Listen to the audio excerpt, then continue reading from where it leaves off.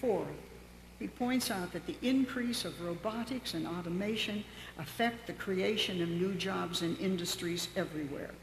As we watch industrial work disappear everywhere, and even the technicians, basic to its effectiveness, half a world. Have you had a computer problem lately? You pick up your phone and you're talking to India.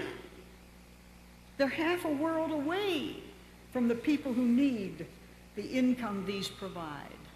How can we talk peace and go on developing the robots to do the work that people seek without commercial compassion?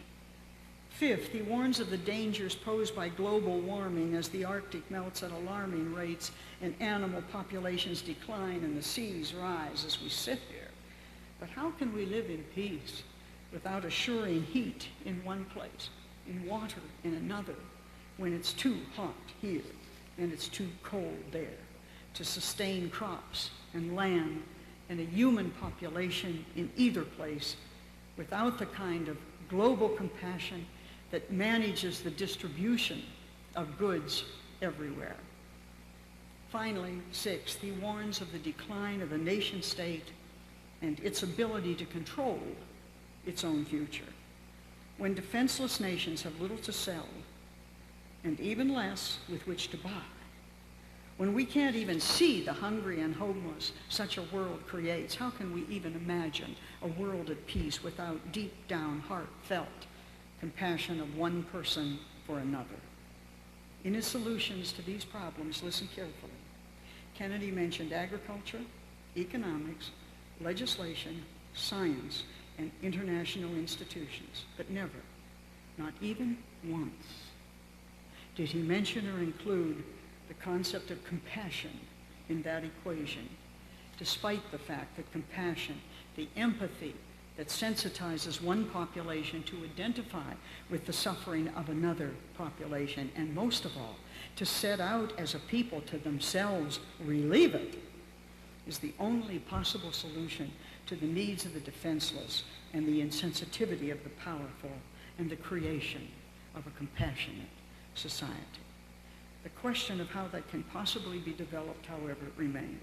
When TED, the Technology, Education, and Design people, created a program to recognize creative ideas and make them accessible to the population at large, they decided that through the internet, they would set out to build a website that could create a charter of global compassion from the ground up, from peoples everywhere, in villages and vistas across the world, from every nation and race of people.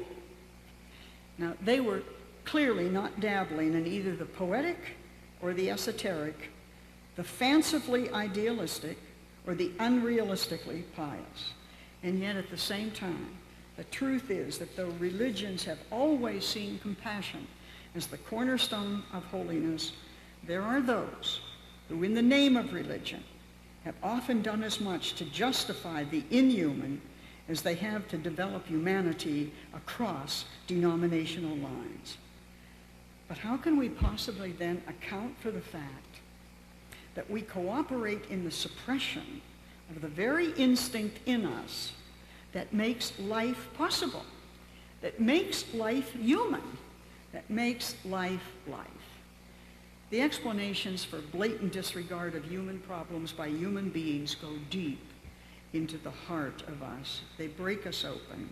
They expose us to ourselves. First, pathological individualism, the sick notion that we are a world unto ourselves, America, the light toward which everyone strives, the greatest, the best, the normative.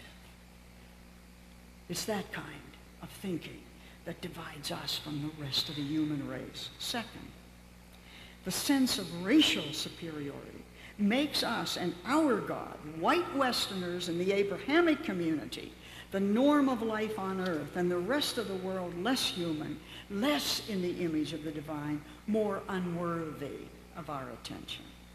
Third, the tendency to dehumanize those not like us, to see them as not quite as human as we are, gives us the right to see a film like Slumdog, for instance, and watch small Indian children covered in human excrement and leave the theater calling it a feel-good movie. Fourth, national narcissism, the notion that we have a right to all the resources in the world at lower prices and scandalously unequal quantities without a single moral thought of the effect of that on the rest of the world that makes the profits of war the immorality of immoralities. Indeed, it is pathological individualism, religious exclusionism, racism, dehumanization, and national narcissism that's eating at the heart of the world, that's eroding the marrow of humanity. So what can you and I do to make compassion possible on our neighborhood and caring societies common in a world reeling from the relegation of it to prayer books and pretty pictures? The neurologist Gilbert confirms again what religions have always known. Lead a child up in the way she must go, Gilbert says, and when they're old, they shall not depart from that way. Today, remember, neurological sciences tell us that beliefs are shaped by the configuration of the brain through experience. Listen, beliefs are shaped by the configuration of the brain through experience. You had an experience before you came here that brought you to believe that this was a good thing to do. This experience, when you leave here, should bring you to believe that you must also do it somewhere else. Beliefs are shaped by the configuration of the brain through experience, or to put it another way, we must do it until we become it. Compassion is an instinct. It's not a reflex. It's in us. Yes, we tear up when we see people on a roof surrounded by floodwaters in Louisiana. Yes, we shudder at the sight of an infant gaunt and quietly starving in its mother's arms. Yes, we turn away from the video of war dead stacked on a TV screen. Yes, our instinct for compassion is a sound one, but it requires cultivation. It demands consciousness. To release the compassion that drives the universe, we are all responsible. The question is then, what must you and I do to form a compassionate heart, first within ourselves and then within the society around us? As Gandhi says, we must become the change we want to see. There are, I believe, 4 qualities of life that shape the compassionate heart: listening, memory, experience, and tradition. First, we must learn simply to listen to the other. Benedictinism, the spiritual tradition that has formed hundreds of thousands of people through the ages, bases its way of life, the way of life that I and my sisters in the monastery in Erie have been living for 150 years, simply on the need to listen. It's the opening word of this 6th century rule of life. It is the opening word of the Shema. Listen, Israel. Listen, listen, listen. I went to a monastery, incidentally, expecting to hear about silence, and found that they were teaching me to listen instead. Listening, I learned, is the lost art of the 21st century. So entombed in self-talk is this society, so drowned in ads and earpods and iPods, the cry of the other has become a foreign language. To be silent long enough to listen, to hear the cry of another, to attend to someone else's needs, to hear the anguish of their hearts, to be committed to the community of life as well as prayerful. The novice learns quickly in a monastery is really of the essence of human community life. It's really at the center of the very core of compassion. But listening is not enough. Second, we must be willing to remember the sharp edge of sufferings past, our own. You must revisit your own sufferings, the kind you were helpless to change, the kind you resented, perhaps, or railed against, maybe, the kind that made you dependent on someone else.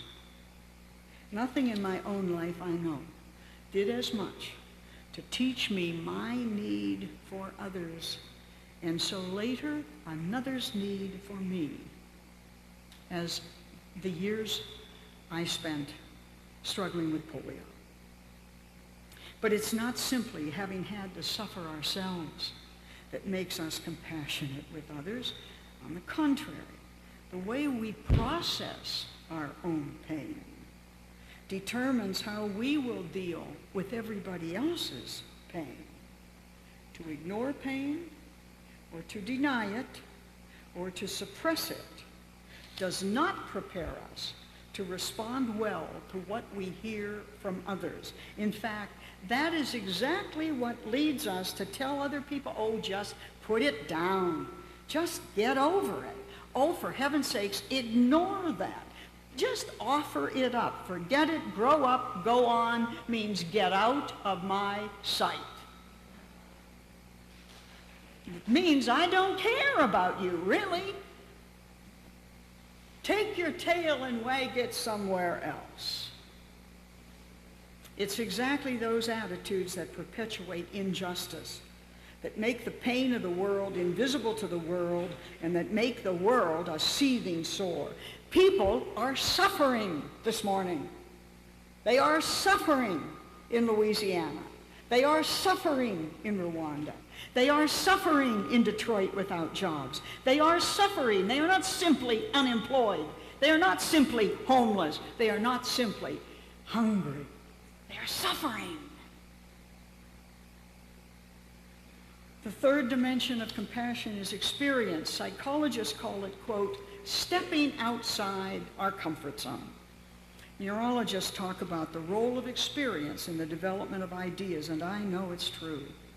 Like you, I had read about the 5 million refugees fleeing Iraq in the face of American bombing runs, but it wasn't until I held one of them in my arms in a food line in Syria, a middle-aged woman who looked aged, that I could feel the pain that comes with being driven from a home by a war that I did not start. It wasn't until I saw my uncle's only child in a casket he had earned in Vietnam 1 week before he was mustered out of the Marines that I joined my first anti-war demonstration. When it touches you, it moves you. When it's your heart that hurts, it's your heart that opens. Finding our way into the lives of those who suffer equip us for more than ignorance has to give. It prepares in us the substrate of the compassionate heart. The fourth dimension of compassion is spiritual tradition. Our tradition requires us to cull from the depth of our own spiritual ideals, our attitudes toward pain, our hopes for the human community, our ideas about the will of creation for humankind, and our commitment to translate compassion into action. That's the kernel and core of compassion. That's the kernel and core of a deeply spiritual life. Then, having transcended our own boundaries, we are truly compassionate people. Then we become more than armchair philosophers, musing on the sad existence of others. Then we become Siamese twins connected at the heart with the suffering of the world, whoever they are, wherever they are, now, tomorrow, always.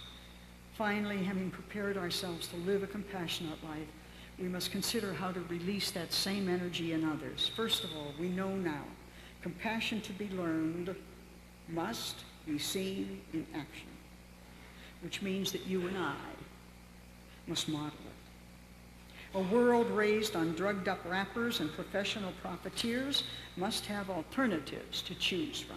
Psychologists tell us that the larger an anonymous group, the less likely the people in them to be compassionate.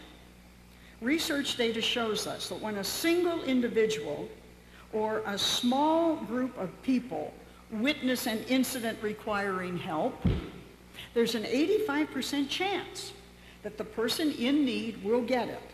But when the number of witnesses is large, there is only a 30% chance of help.